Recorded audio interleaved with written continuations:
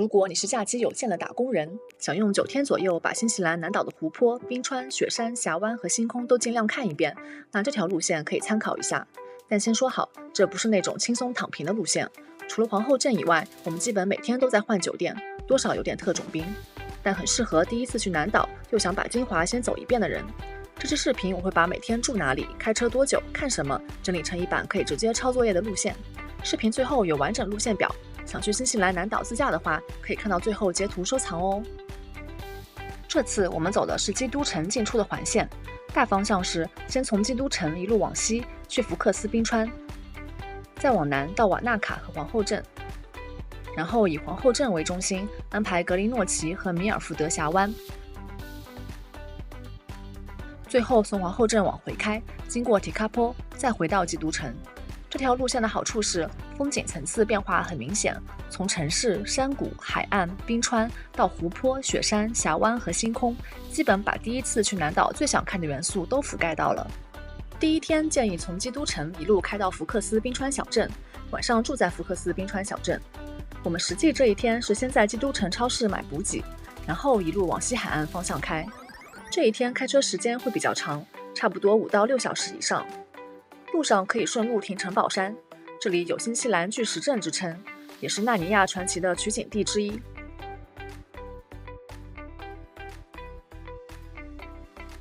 我们这天还去了霍基蒂卡海滩，但我觉得它就是一个普通海滩，如果时间紧可以略过。到福克斯冰川小镇以后，如果天还没黑，可以去马瑟森湖走一走，它的湖面就像镜子一样，会倒映出库克山和塔斯曼山，风景很美，很适合摄影爱好者。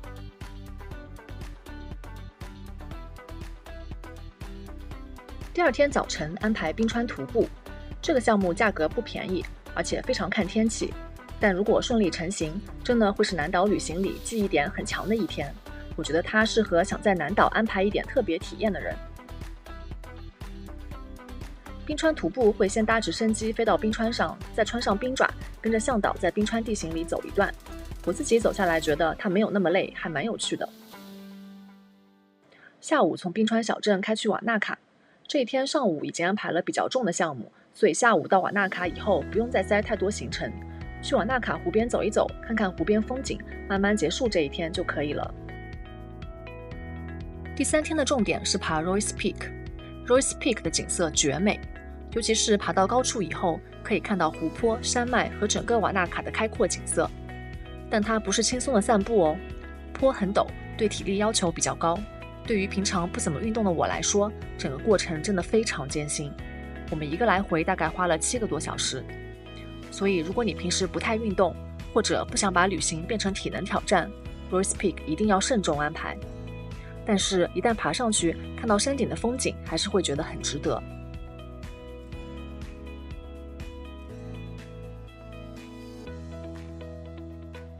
徒步结束之后，如果状态还可以，当天可以直接开到皇后镇。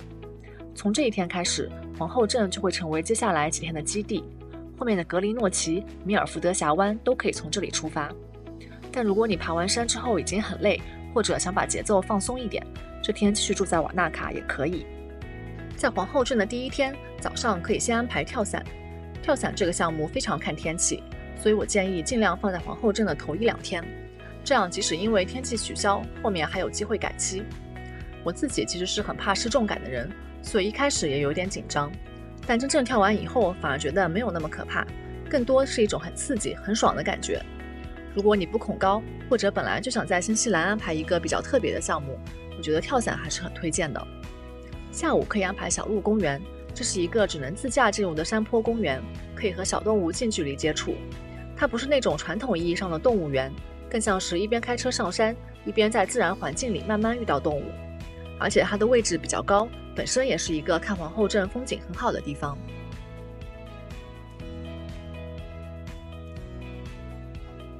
对了，在皇后镇不能错过的还有大脸汉堡，它算是游客必打卡的一家，排队的人很多，但味道我觉得还是不错的。在皇后镇期间，我们去吃了2次，旁边还有同一家的 bakery， 他家的派也很推荐。皇后镇的第2天可以从皇后镇开去格林诺奇，安排一个半日或1日游。格林诺奇是指环王的取景地之一，小镇本身其实不大，如果只是走走逛逛，拍一下湖边和红房子，半天就够了。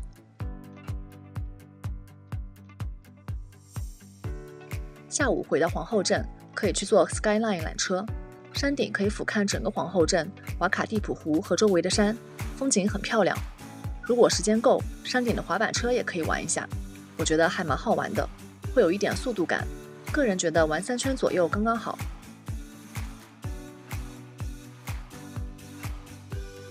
不过上面的自助餐就没有那么推荐，种类少，时间短，价格高，味道也一般，基本只是在为环境买单。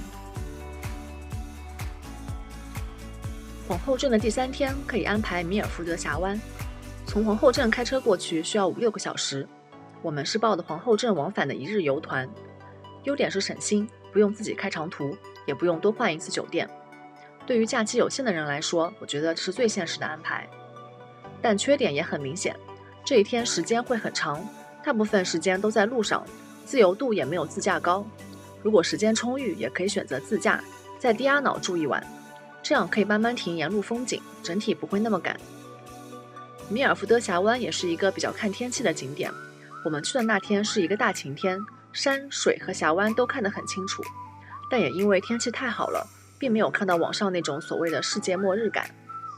第7天从皇后镇往提卡坡方向开，路上会经过普卡基湖、80号公路，可以说是整趟南岛自驾里非常精华的一段。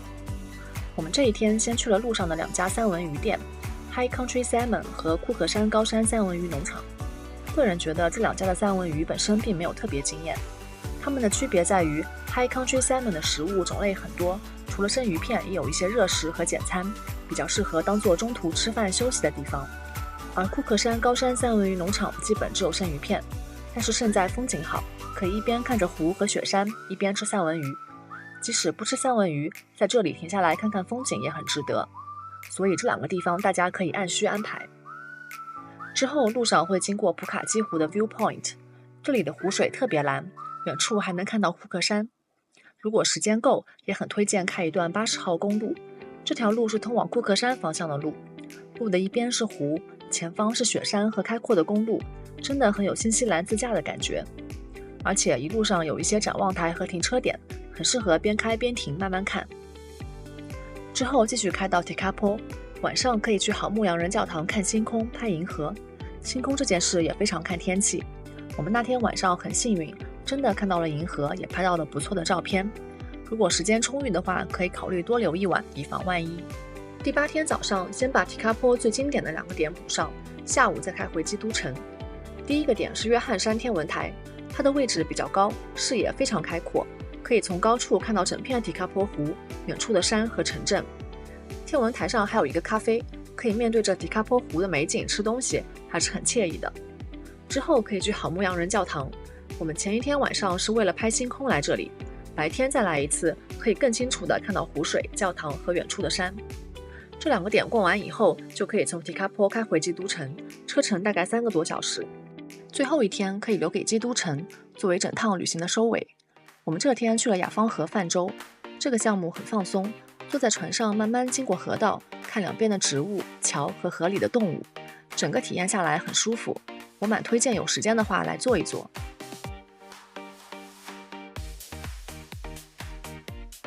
另外，基督城的复古 tram 也很值得体验一下，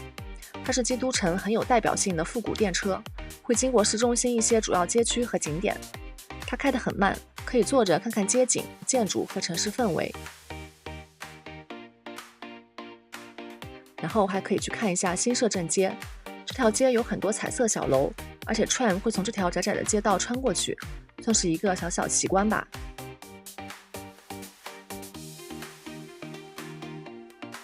最后给你一版可以直接抄作业的9天打工人路线，记得截图保存哦。我之前也把这段旅程做成了完整的 vlog， 如果你想看每天真实玩下来是什么感觉，可以去看我的新西兰系列。如果你正在规划新西兰南岛自驾，有什么关于路线、住宿或者景点的问题，也可以直接在评论区问我，我看到的话会尽量回复。如果这支视频对你有帮助，欢迎点赞、收藏、订阅我的频道。之后我会继续整理更多有参考价值的旅行攻略和 vlog。